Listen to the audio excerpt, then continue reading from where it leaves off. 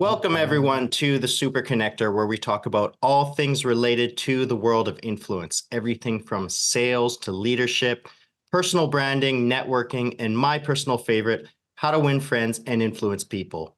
Today, we have a special guest, Dominic Caminada. Dominic is the founder and CEO of Grasso University, a sales training and business consulting company for the home improvement industry. He's a sales trainer, motivational speaker, and sales leadership specialist. He also has his own podcast, which you can find on YouTube under Grasso University. He's had on some high-profile guests like Jeb Blount and the Wolf of Wall Street, Jordan Belfort. I'll post the link to his sales training website and the YouTube channel in the comments down below. So, Dominic, I'm so glad to have you on. We met at the Dallas conference, the Dallas Win the Storm conference, and I walked up to your booth and I said, man, your podcast setup looks amazing, man. I want to have something that looks like that. So I'm so happy to finally have you come on my show. And how are you doing? No, it's an honor, Stephen. I'm doing fantastic. And I just want to congratulate you on the Super Connector podcast. So you yourself have also had some pretty high level guests on, and that's just a tribute to the content that you're delivering to the world. And clearly that the message you're trying to convey is much needed. So again, congrats to you and thank you for having me on. Thank you. Thank you. I love podcasting. It's so great. Yeah. So could you tell us a little bit about Grasso University to start? Yeah, so it goes pretty far back. I actually first got into the home improvement industry in 2010, and I started as an outside salesperson for a company called Mad City Roofing, Siding, and Windows.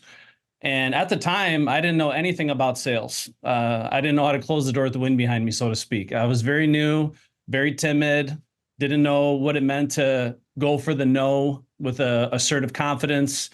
I kind of had a wishbone instead of a backbone, so to speak. So it was a little difficult for me in the very beginning of my career. But thankfully, the company that I started working with, Mad City, had what I consider to be the holy grail of sales in this industry, which was the Grasso 10-step sales methodology. And without that, I would have had no shot in hell at making it in this business. And literally just step by step, like a paint by number system, following that Grasso sales methodology, I was able to be the first $1 million producer at Mad City. As a matter of fact, in my first 6 months on the job, I wrote up 900,000 in replacement windows, which at the time was pretty unheard of for that company. And my first 3 years following the Grasso sales methodology, I was able to be Salesman of the Year, which was one of my first big achievements in the home improvement space and the home improvement industry. Yeah. The big pivotal moment for me in my life, because Rick Grasso is the guy, he was my mentor. He was like the Zig Ziglar of my life in the home improvement space. And watching his training videos, listening to his audio cassettes, he had two really heavy hitting sales training audio sets that he sold. One was the Yes, I Am a Closer, and the other one was Ready, Aim, Goal. So a lot of mindset motivation, but a lot of real hardcore sales strategy. And I would listen to that stuff for hours and hours and hours in my car. One thing I did early in my career is I turned my car into my mobile library. And I looked up to this guy. He was literally an inspirational figure for me. He was like a celebrity. And I attributed much of my success to his teachings. Well, when I first got recognized as Salesman of the Year, we had an awards ceremony at Ruth's Chris Steakhouse. And at the time, Ruth's Chris was very high level for me because I was doing well, but I still wasn't like, making it rain year after year, hundreds of thousands of dollars. And so going to Ruth's Chris and having the awards ceremony and getting recognized as Salesman of the Year is a very emotional moment in my career. And Rick Grasso was a special guest. He actually came there in person. And that was my first time really getting to meet him in person, getting to know him. And of course, he's sharing stories about training and consulting businesses all over the country and how he runs these big seminars and the lifestyle and the travel and all the success. And I made it my personal mission from that evening on that I wasn't going to just master Rick Grasso's methodology and his sales training. I wanted to be him, period. Yeah. I made up my mind. We talk about the power of the made up mind a lot in our training. I made up my mind at that moment. I wanted to be Rick Grasso. Now, in order to achieve this, I knew that I needed a case study. No one was going to hire me as a sales trainer or a consultant unless I had a proven case study that I knew what I was doing. Yeah. So that really became the burning desire that I had, the fuel that really propelled me forward in my career at Mad City. And essentially, what ended up happening is I became the sales leader at Mad City in 2012. So it was my third year in. I got my hands on the steering wheel as a sales trainer, sales leader. And basically, from that point on, I grew the sales team there from about 8 million to doing about 100 million in 7 years. And one thing I'm really proud of is I had 55 lead babies. I mean, sales professionals. Just kidding. 55 sales, high performance sales individuals, and cumulatively, they were closing at over 50%. And don't get me wrong, it wasn't all sunshine and rainbows. There's a lot of hard times, a lot of trial and error. I made as many mistakes as anyone cares to make in their lifetime. But that's one thing. One of my greatest strengths is I'm not afraid to fail forward. I like to think of myself as a heat-seeking missile. So you continue to move forward through all the obstacles and course corrections, but you still keep moving forward no matter what. And that was one of my big successful moments. Well, it actually turned out in 2019, Rick Grosso announced that he was doing his last ever closers camp, last ever. And this was in Washington, D.C. And I knew that if I was serious about taking over this guy's legacy, this was my chance. This is it. Yeah. So I was able to get approval from the owner of Mad City, Nathan Richmond, to go to Washington, D.C. and participate in Closers Camp. Because those of you that don't know Rick Grosso's Closers Camp, it was a sales training event, but it was also a competition. So you literally compete against hundreds of other hungry sales warriors to see who's the best, who knows this stuff better than anybody. So, of course, my first goal was to go down there and be the last ever Closers Camp champion, mop the floor with everybody. And then after the event was over, I took Rick Grosso out to a French-style bistro downtown Washington, D.C., because I knew he loved French-style bistros, and ordered some really fancy wine because I knew he loved really fancy wine. Got him feeling real good, and I just let him know that the reason I was at Closers Camp was, of course, pay tribute to him, be at his last ever training event, but I just wanted to let him know in person that I'm here to take over his legacy. And we talk a lot about in sales, you got to assume the order. We don't ask permission for the sale. We assume it. Yeah. So that's the strategy that I use. And his response was, I couldn't think of anybody better. Wow. So that was really the inception of Gross University in 2019. And honestly, I'm super grateful. And, you know, one thing I just want to announce here, it's more meaningful to me than ever before that we've done this and paid tribute to my mentor, Rick Grosso. He has actually since passed away. He passed away April 8th, 2024. And I attribute literally everything, all my success in my career, to his teachings. And of course, I continue to build it off of there. So, but that's how Gross University came to be. And now my simple mission here is to create the premier sales training consulting business in the history of this industry. A very small goal. Yeah. And I want Gross University to be a household name, not just known for sales training and leadership coaching, but I want Gross University to grow to be the place that companies go to when they want to enhance any department in their organization. So marketing, sales, production, operations, anything you need from phone call to install, I want Gross University to be that first go-to household name that people trust to help grow their business. Great. What a great story. You know, of course, I'm very, sorry to hear about, the passing of your mentor. You had explained that what I heard you say in the beginning is that, what you wanted to be was Grosso himself. Yes. And it seems as though you somewhat reached that goal, I guess I could say, when you had that meeting with him and said, I want to take over your legacy. I like how you didn't ask, you just said, I am going to take over your legacy. I'm sure he appreciated that.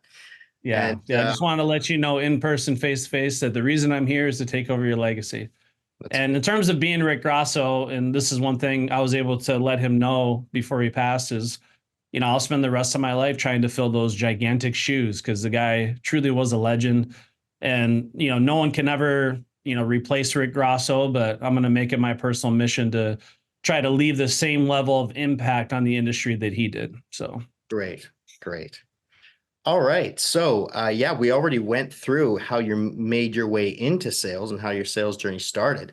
So at what point did you decide that you wanted to move into coaching? So I actually naturally had a passion for sales leadership before I ever became a sales leader. So even early in my career, my first 3 years at Mad City, I was the go-to guy that would have people riding along to observe, like, because everyone's like, "What are you doing?" And I'm like, "Did you read the sales training book? It's all right here. Did you listen to the Rick Grosso CDs? It's all right there." Because I was like borderline obsessed with mastery of this stuff. But a Mhm. lot of people want to know what I was doing. So I'd invite them, come observe me and watch me in the house, record me on audio, listen to what I say, listen to what I do, and not afraid to take people under my wing and role play with them and coach them. So I always had kind of a knack for wanting to help people. I just naturally get gratification on helping others succeed. So literally, when I finally got the reins as the sales leader, got my hand on the steering wheel, I felt like I found my true calling in life. Like this is what I was born to do, because it just became such a fulfilling and gratifying and humbling and amazing experience, investing my heart and soul into providing the training and the tools and the coaching and then watching other people change their life on behalf of the gift that you're giving to them, right? So again, you're paying that gift forward to others. And I've had some crazy situations where people literally came into my organization living out of their car, like homeless. And you give them this gift of this sales training and sales leadership and mentorship, and you become that coach that they need. And 2 years later, you see them buy their dream house. They have their sports car in the garage. They got a new fiance or whatever. You see their Yeah. life completely transformed before your eyes, and knowing that you had a level of influence on that is super gratifying for me. So that's when I really became kind of addicted to sales leadership and sales coaching. Yeah. And again, I spent a great chunk of my entire career literally training and coaching salespeople relentlessly, trying to provide them with all the tools and foundational support they need. And I always define my leadership style as selfishly selfless. And the reason why I describe it that way is because I knew that to be an effective leader, I need to put the needs and desires and success of the team that I'm leading ahead of my own, right? I need to make their personal success my top priority. But selfishly, I knew that behind the scenes, if I could make them successful enough, my success would be an inevitable byproduct of theirs. And it's kind of like Zig Ziglar always used to say, if you want to get what you want, you help enough other people get what they want. So that's what I knew was kind of destined to be. And I was wildly successful as a sales leader. And now my mission is very simple. I want to continue to share this gift with as many salespeople, sales leaders, and entrepreneurs as humanly possible, and help the industry thrive, really enhance the professionalism of this industry in a big way. Because this industry has always been renowned for just being wild, wild west. A lot of people shooting from the hip, not a lot of professionalism. And it's crazy to think in sales that you can make doctor level income and there's no certification, there's no license or permit. You don't need any formal education. So we're trying to change the perception here. And we want people to come into Grosso University and think of this is sincerely like getting your college degree in sales. And we test and certify reps, we graduate them, and we continue the post training education and support. And it's been a very amazing journey. So this has literally been a dream of mine since 2010, and I've been literally living the dream ever since. Ever since I founded Grosso University, this is what I want to do the rest of my life. That's amazing. And, I'm so glad to hear that. It's a very inspirational story. And I have been recently reading, well, I'm sure you know, because you're in sales leadership, John Maxwell. I've been Mm-hmm. reading John Yep. Maxwell's 21 Irrefutable Laws of Power. And Yep. his very popular book. And one of the laws is the law of legacy. And Mm-hmm. I heard you in there, and I don't even know if you used the word legacy, but what I kept on hearing in my mind was legacy, legacy, legacy. When you were talking about how you were training people to be leaders themselves. Yep. And so when it comes to legacy, do you think that you're more concerned with legacy than income now? Or how has building a legacy for yourself played a role in in your journey since being a trainer, and how has it evolved over time? Yeah, the legacy in which I leave on this world is something I think about an awful lot. And this is one thing I always admired about Rick Grasso, and this is something I'm learning more. Obviously, since his passing, I get people that I've never met before reaching out to us, basically sharing how Rick Grasso changed their life. Just to have that vast of an impact across an entire industry and change so many lives, it was very inspiring to me and something that I'm going to strive to live up to. But yeah, the legacy and impact I leave in this world and on this and this industry as a whole is something I think about a lot. And of course, we're trying to keep up with this rapidly evolving world that we're living in. That's why I don't know if you've seen our main slogan and tagline. It's legendary training for the modern world.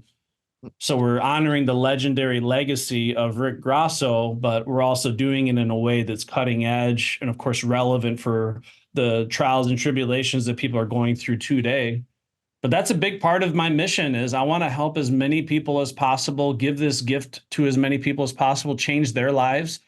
And this is why I can see myself doing this the rest of my life. And I'm talking the rest of my life until my last breath Yeah. is because I get so much fulfillment on helping others succeed. And it's crazy, Stephen, like I'll go to events. I went to a Goldman Sachs event, and this is an example of why I love what I do. And early on at Gross University was actually during the beginning of the pandemic, because actually during our first year was when the world shut down, right? Yeah. And a lot of companies were trying to crack the code on virtual selling. They're like, how the heck do we keep the doors open, keep business as usual if we can't get into people's houses? Like, what do we do? And right before all this happened, I happened to spend an insane amount of time breaking down our entire sales process step by step and reimagining every single step for virtual selling. Okay. And I not only reimagined it, but I put it to the test. I was selling replacement windows and one-day bath systems virtually at a 40% demo to close ratio without setting foot in people's houses over Zoom, just like this. Yeah. So I feel like I cracked the code, and then I did an educational webinar on virtual selling. You want to learn how to virtual sell, come and attend our webinar. And I actually had recordings of me virtually selling people and showing people exactly how it unfolds. And we had about 750 people on that webinar because a lot of people were just dying to know, like, how do we do this? Yeah. And then fast forward a couple of years later at this Goldman Sachs event, I get this random guy that comes up to me and shakes my hand. He's like, I've wanted to meet you for a long time. I just wanted to shake your hand. I wanted to thank you personally. I'm like, I'm sorry, what's your name again? And he's like, you don't know me, but a couple of years ago, you did a webinar on virtual selling. And I wanted to let you know it was because of that webinar that I was able to stay in business. Wow. I'm like, oh my God, I literally felt my heart skip a beat. I'm just like, this is the legacy. This is exactly what I want to be able to do for people. Because again, they're not a customer of mine. They're not a client. I didn't charge them any money for any service, right? It was just an educational webinar. And we tend to deliver a lot of value in our webinars. But literally for him to come up to me and say it was because of that webinar, he's able to stay in business. The impact that leaves on me and on the in the industry at large is phenomenal. And I want to keep doing that. So I get a lot of neurotransmitter, dopamine, serotonin rush when I start hearing that stuff. It's very addicting. Oh, yeah. And when I think of myself, I'm sure you and a number of people watching will know Maslow's hierarchy of needs. And right at the bottom is the stuff which is just like food, procreation, water, the essentials that we need. And right at the top is the self-actualization. And it seems to me when I listen to you speak that you have reached that self-actualization. And I would say that that self-actualization is living in a state of abundance. And of course, what better state to be in which you will sell the most than being in a state of abundance, because people can just sense that coming off of you. And there's two things I think about a lot, right? Because I'm definitely a firm believer in abundance and prosperity and all this, but I'm also a firm believer in contentment. So it sounds kind of like a dichotomy, right? It's like, how can you have abundance and be content? And what I mean by contentment is simply being grateful for what you have and, feeling wholesome and feeling complete in your life. Because again, I'm a firm believer, always growing. If you're green, you're growing. If you're ripe, you're ripe. You want to keep pushing the envelope and get outside your comfort zone. And this is why I do things intentionally, like bodybuilding and these half marathons and Tough Mudders. Like I constantly try to stay uncomfortable. So I want to continue to grow. But it's also one thing that I feel personally that I try to strive for is contentment. Just feeling content with where I'm at, what I'm doing to contribute to this world, gratitude, being grateful for where I'm at, what I have, while striving to get to that next level. So it's kind of a balancing act for me. But I think that's one of the most optimal levels of happiness there is being truly content and having that gratitude attitude for all the amazing things and wonderful things you have in your life. And as it turns out, it's one of the things that people struggle with is being grateful and showing gratitude for what you have. And I find that the more grateful I am and the happier that I am, my mindset, my level of happiness, those other things tend to come to me faster. I don't know if you ever heard of Albert Schweitzer, but he has a very famous quote that I recite quite often. He says, "Success is not the key to happiness. It's happiness is the key to success." And I think about that often, that if I live my life as a happy, positive, grateful individual, full of love and full of positivity and passion, that all those other things that I'm striving for are going to come to me a lot easier. So it's kind of like what you talk about, right? How to win over friends and influence people. A lot of it is just how you carry yourself. Am I going around? Am I a positive, joyful individual? Do I make people feel important and special when they're around me? Like I truly care, right? So little things like that. That's great. Because, I did a journaling method. I say that gratitude is a muscle, something that you need to flex and work on every day, just like bodybuilding. Yes. And I did an exercise once where I had a mentor, not in sales, but in something else. And his recommendation was that I do gratitude lists every day. And they got longer and longer every day, of course, Yeah. right? As you grow that muscle. And eventually they got so long that in the morning I would have nothing, couldn't think of anything else to write, but I had to write more. And I started writing things that I was grateful for that other people I cared about in my life were receiving. So I was Yeah. grateful so it was amazing that it got me out of myself and put me in a very selfless mindset. Yeah. And Yep. I noticed that when I am content, I'm doing cold calls right now. No matter what script I use, no matter what techniques I use, if I'm in a content mood, I do Hmm. incredible on those cold calls. People just sense it off of me. They enjoy talking to me. Yeah. I could be selling them something that's not even really worth it for them. Not that I would do that, but they'd still probably book an appointment with me just because of that mood that's radiating off of me. And I think that's really important. Actually, I think that would be a good question is how can you speak to how the importance of the difference between how you carry yourself and the vibes that you radiate from yourself compared to an actual technical script that is supposed to work, because they're two different things. And if you can't combine them, then it doesn't really work, does it? Yeah. So when I first trained sales professionals, of course, we train them the foundational fundamentals of how to play the game. I always like to refer to golf lessons. So if you go take golf lessons, the golf coach is going to take you through step by step the proven way to grip the club, how to position the ball in your stance, how to do a proper backswing and follow through, keep your eye on the ball, all those things, the step by step fundamentals that almost 100% of golfers are going to rely on to play the game.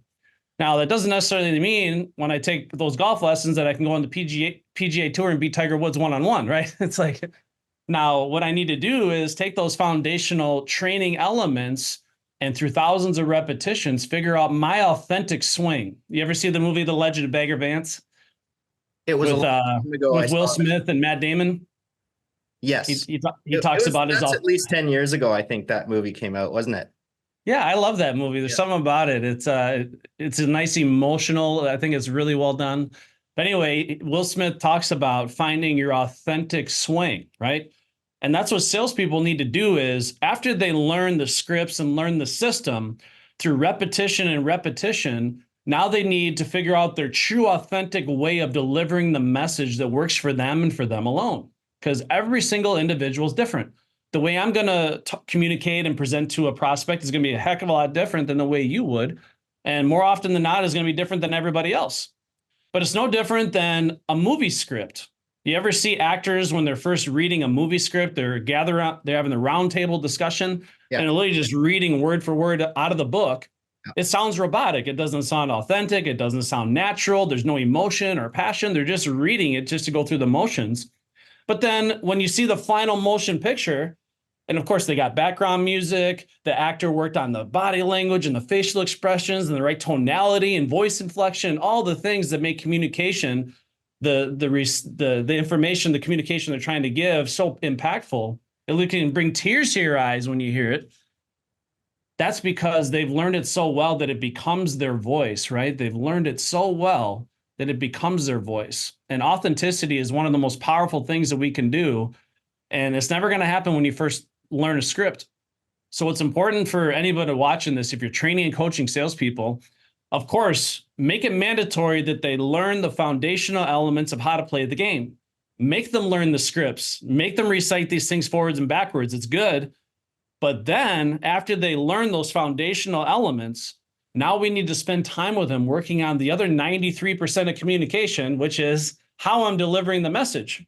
Because you've heard this before, but it's worth repeating. It's not what you're saying that matters. It's how the prospects perceive what you're saying that matters. And that is something that's going to be worked on after they learn the script. So we spend a lot of time, and Rick Grosso is always famous for saying that when you walk into a house, you got to think to yourself, who you are speaks so loudly, they can hardly hear a word you're saying. Meaning that they're buying the energy. Again, they're buying the emotion, the passion, the enthusiasm, right? Your confidence level when you enter that house. And I talk to salespeople about this often. I'll ask salespeople, what's the biggest sales streak you've ever had? And I've had some salespeople say, I've closed 5 in a row. And then some say, I've closed 10. I had one salesperson that claimed they closed 40 sales in a row. Now think of that, 40 sales consecutively, back to back. Yeah. Now, how do you feel after closing 10 deals in a row, 20 sales in a row? What's your confidence level when you walk into the next house? There's no way in hell these people are not buying from me. That's your attitude, right? Yeah. You walk into a house, you're radiating such a high level of confidence. People can feel that energy. Sales is a transference of feeling and emotion. Yeah.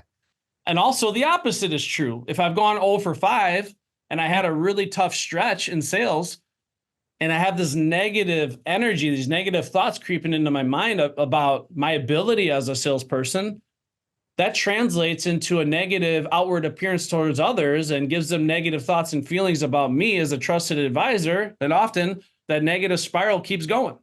Yeah.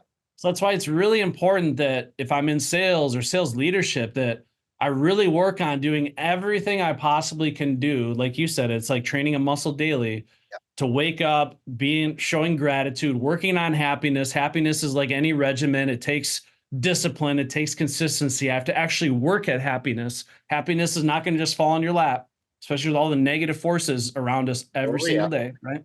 There's plenty of that going around. But if I can get in the right state of mind before I enter that house and get enthusiastic and passion. I was just talking to a sales rep recently that has been at 71% closing for the last 5 years in a row.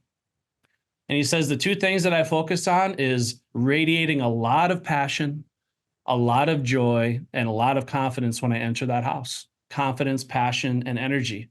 And people can just feel that energy. It's magnetic in nature. And that's the type of people that people want to work with. Yeah. So absolutely. Yeah, there's a lot to it. We can talk literally for hours about it. Oh, yeah, definitely.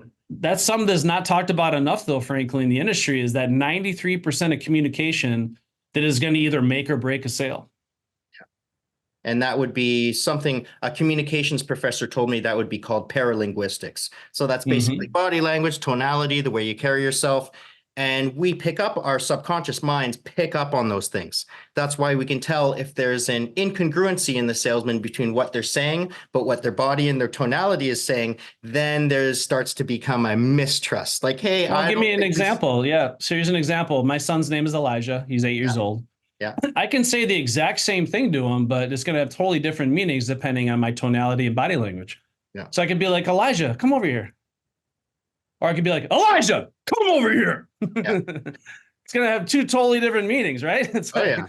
So that's just an extreme example, but that's the stuff that we have to work on. And often what I recommend for salespeople to do is record yourself, listen to yourself, and take notes on your body language, your voice inflection. Actually, Next level, if you can get a full video recording of yourself doing a full presentation and maybe hire a friend or a family member or a peer in your organization to do it with, that's going to be one of the greatest things you can do to self-improve.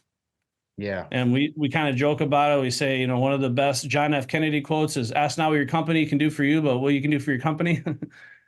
A lot of salespeople wait for an outside perspective to watch them and observe them and see what's going on, but they can do that on their own accord.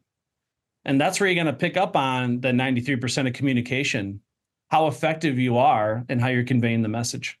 Great. So it seems like in your university, you certainly go over a lot of mindset training. I guess maybe I would call it mindset training, or Yeah. working Oh, on yeah. the mindset of the employee, of the sales professional. Now, Yes. I have an interesting question. Actually, I was talking about this the other day with a good friend of mine, and he said, well, these scripts that you're writing out, you're trying to change them around, but you might go in there without a script at all, but just be in a good mood and be able to sell. Okay. So it might be different from one person to another, which you just stated. Yes. Now, if you took, say, very different styles of sales, like, for example, we'll take a coach like Jeremy Minor. Then we'll take a coach like Andy Elliott. They're quite different. Okay. Yep. Andy Elliott's very like Navy SEAL, six-pack, speaking out loud, projecting confidence. I'd love to have him as a personal trainer.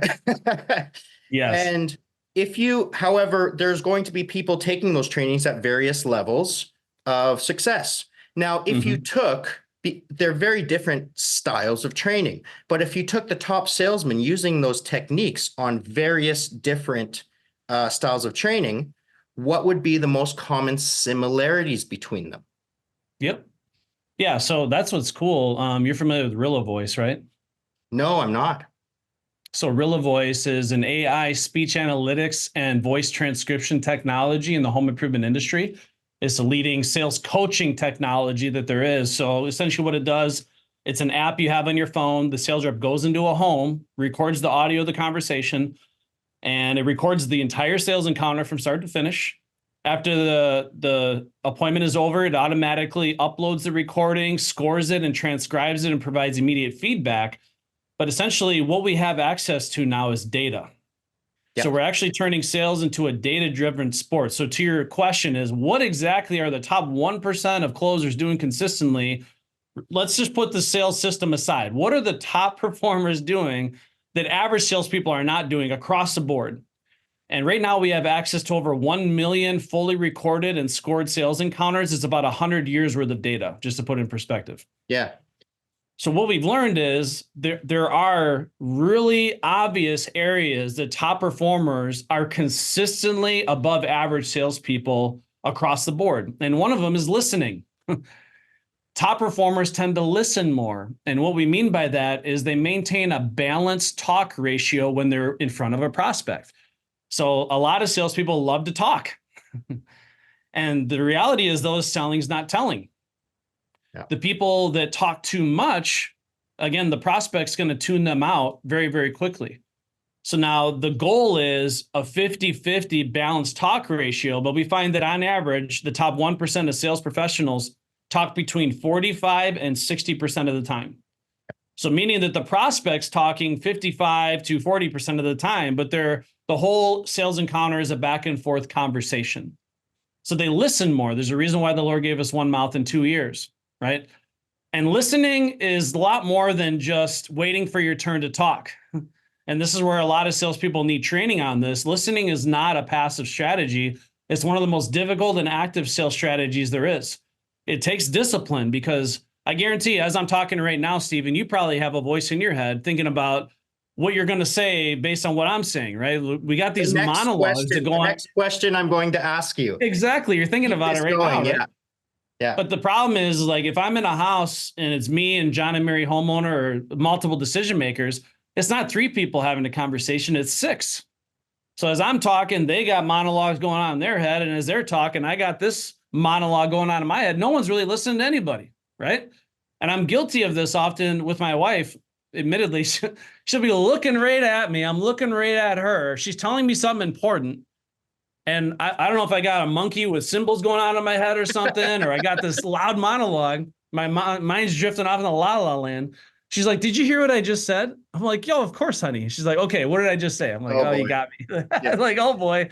Yeah. So to truly listen means I need to shut off that monologue in my head, and I need to open up all my brain power to focus on their body language, their facial expressions, the tone of their voice. And the way we define true deep listening at Gross University is you're listening with your ears, your eyes, and your intuition. So I'm listening to what they're saying, certainly.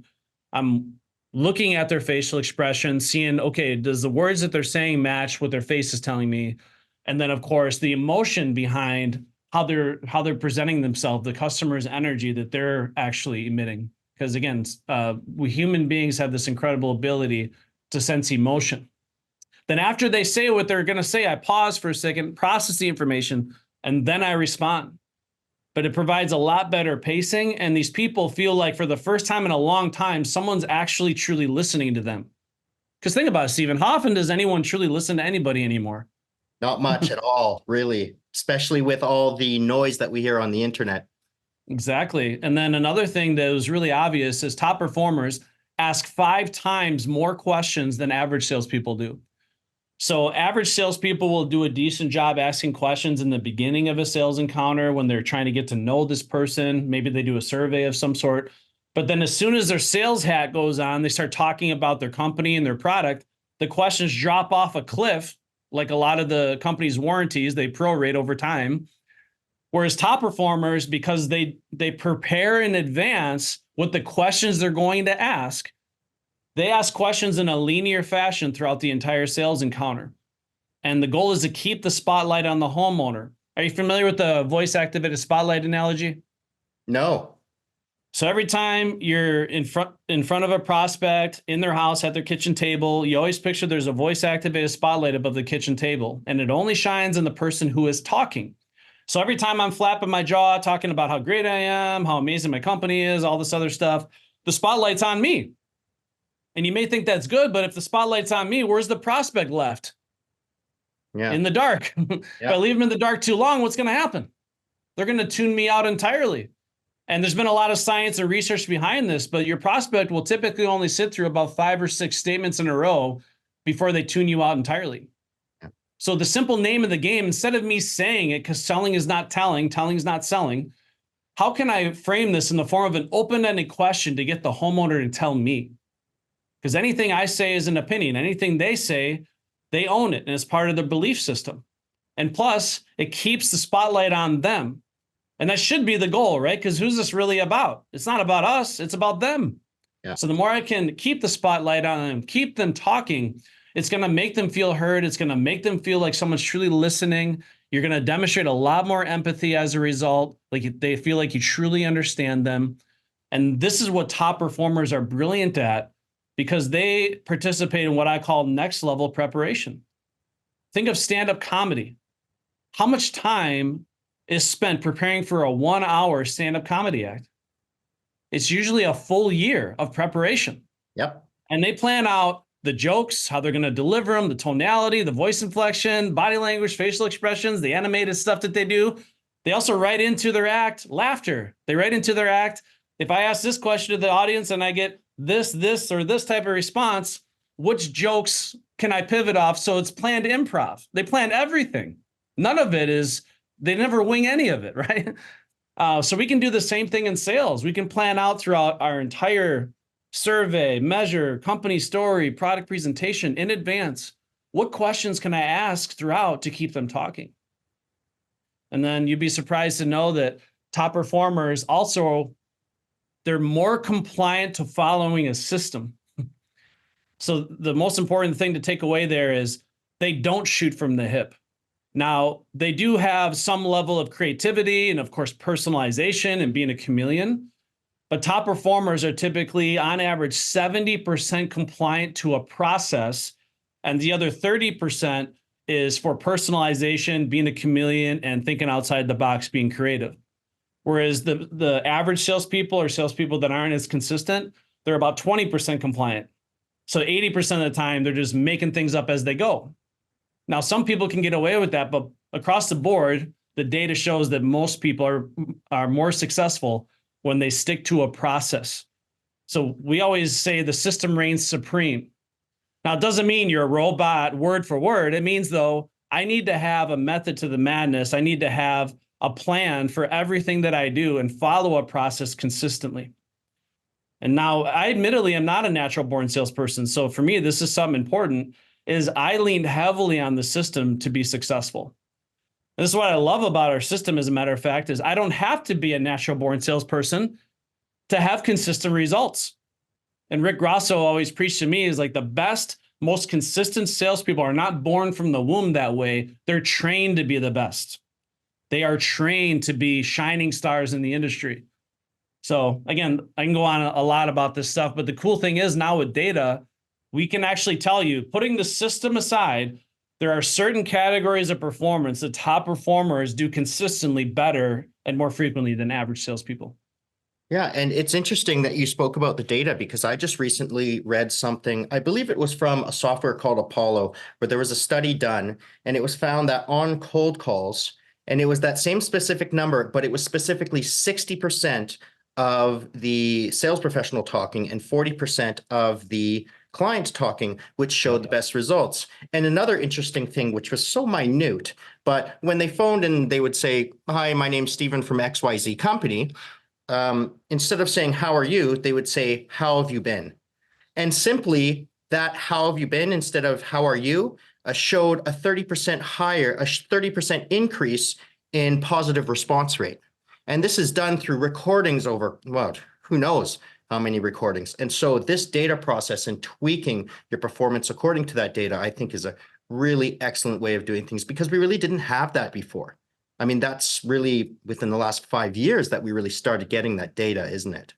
Yeah, exactly. And the cool thing about this AI stuff is it actually learns and evolves over time and it makes recommendations. So if I have a sales team of 20 sales reps, let's say, or 10, it doesn't really matter the number, but it'll start detecting patterns and start recording and tracking what the top performers are doing consistently that may not be in the sales training book.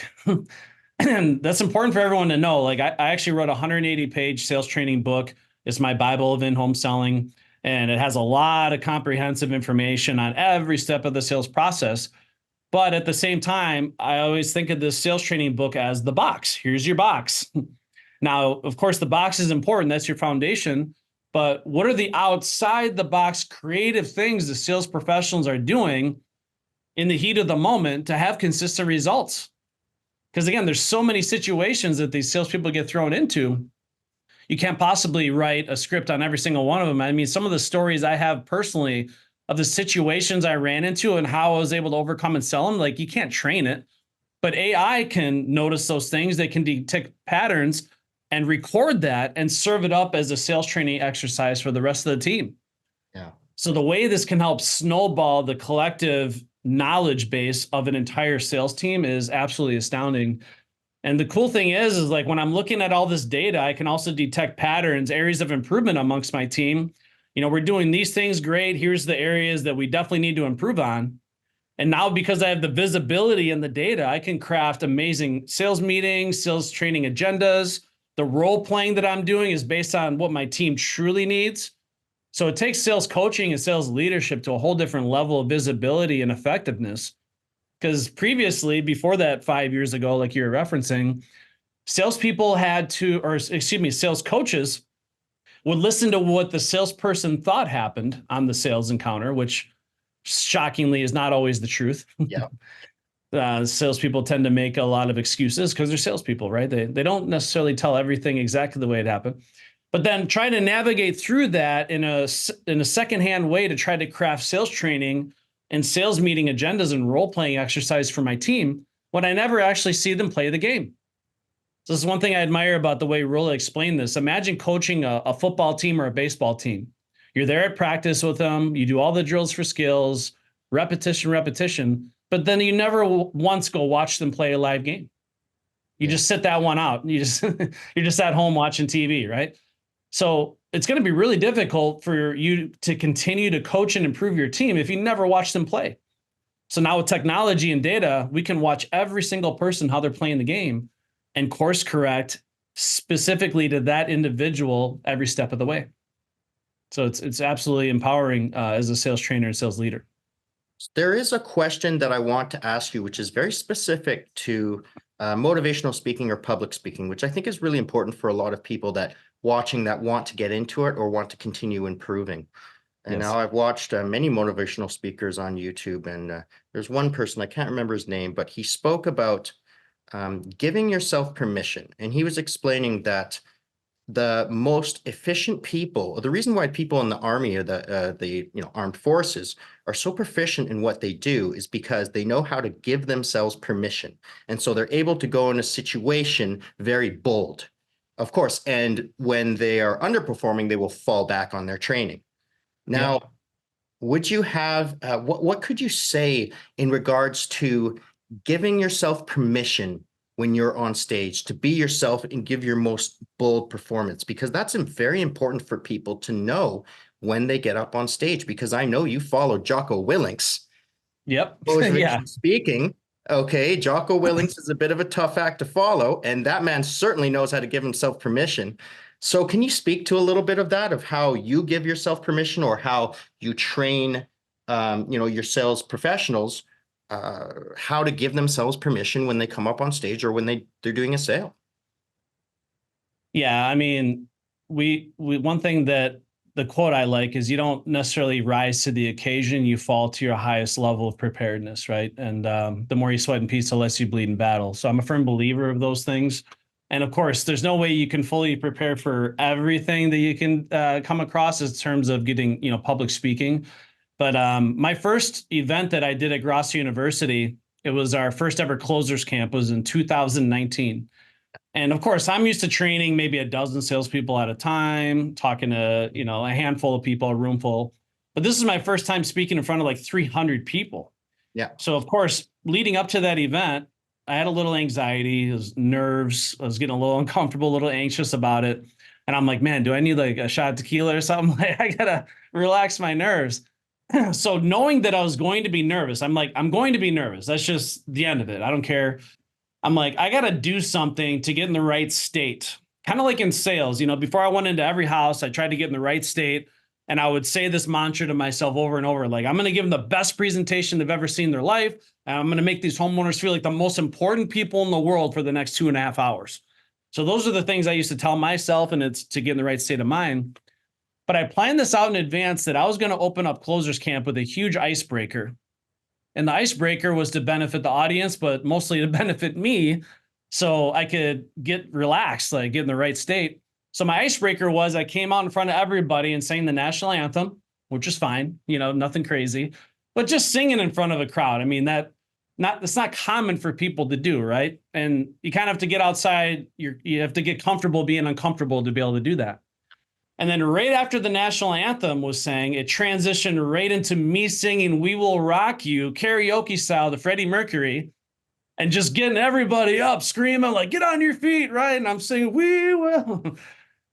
And the reason why I did that is because I knew if I could throw myself out there, rip the Band-Aid off, Yeah. and sing "We Will Rock You" to this crowd and get fired up, the talking about sales and the rest of the event would be smooth sailing, and it worked so well for me, and it allowed me to be myself because those watching this that watching that know me personally, like I love karaoke, I love going out singing, I love having a good time. I'm generally a goofy individual, right?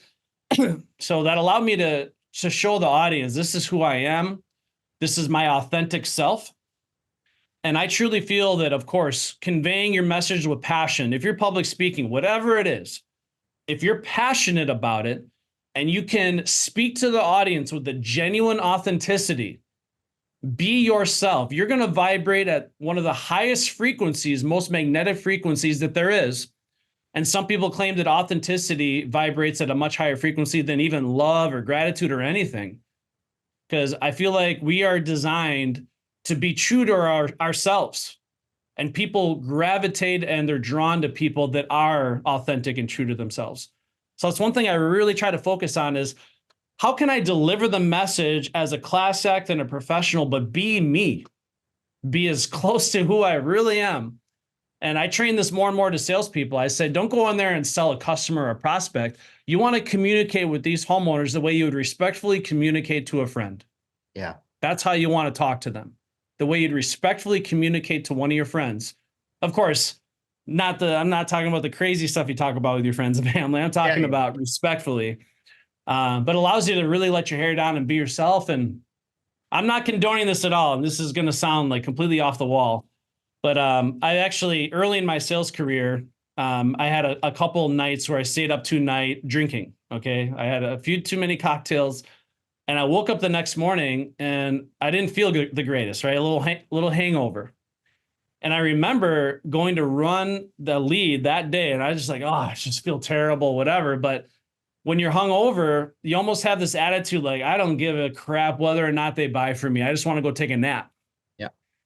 But what ended up happening is, because I was going into that house, not desperate for the sale, not having commission breath, just talking to them absolutely normal. Like, I don't care whether or not you buy from me. It translated into some of the easiest sales I've ever had. People are like buying from me left and right. And again, I'm not condoning drinking and being hungover, but the whole Yeah. point is, one of the most important things is being authentic, being true to yourself, and the opposite of selling out of desperation. You want to communicate and sell to people like you could care whether or not they buy from you, right? Now, when I'm public speaking, one thing that helps me out tremendously is I don't look at the whole room. You know, a lot of people say, just look over their heads and blah, blah, blah. I'm like, I don't do that. What I do is I look at one person at a time. I'm having conversation with one person because, Stephen, when you meet one individual and you're just having a conversation with them, are you nervous? No, not at all. Of course not. You're not nervous. And let's say I'm talking to them about the Grasso sales process. Is it likely that I know the sales process better than they do? It's likely. Okay. So I'm just talking to one person at a time, knowing that I know this stuff and I'm more passionate about it than they do, more than likely. And I know they're going to take value away from what I'm about to share with them. So what do I have to be nervous about?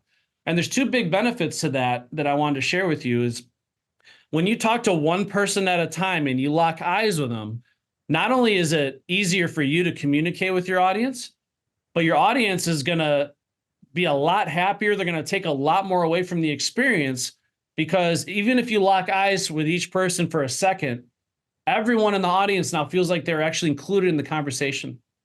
If all you're doing is looking over everybody's heads and you're not making eye contact with anybody, it's just as bad as going into a house and not making eye contact with your prospect. Is not good. Yeah. So it's two benefits there. But yeah, I just try to have lock eyes with individuals in the audience, and they feel more engaged. It makes me more comfortable. I'm just having, if I have 200 people, I'm having 200 individual conversations. And it sounds overly simplified, but for me, that helps me get in the right state, calm my nerves, and just make this thing as genuine and authentic as I can.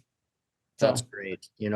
There's been so much great information for the audience here. I'm going to recommend to the audience, and I hope this gets out to as many people as possible, especially in the home improvement industry.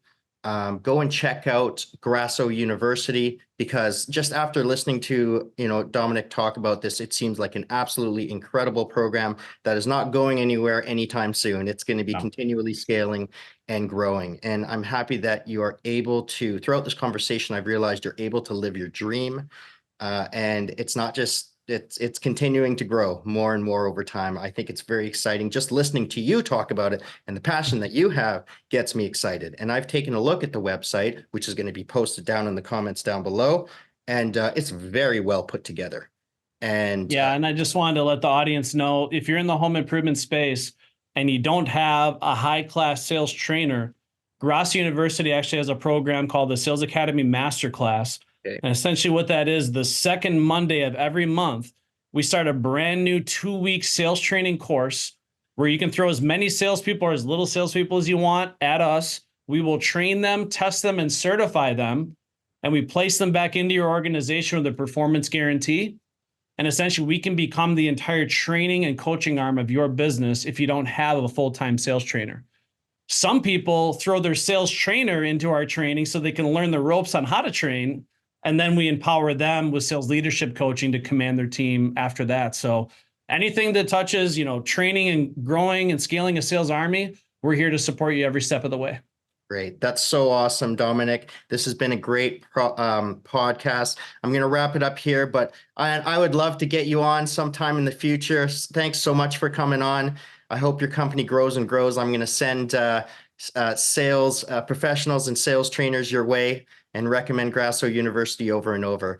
And I really appreciate this. And just going to wrap it up. So wave goodbye to the audience. Everyone go check out his podcast and his website. And I'll see you later, and I'll stop the recording.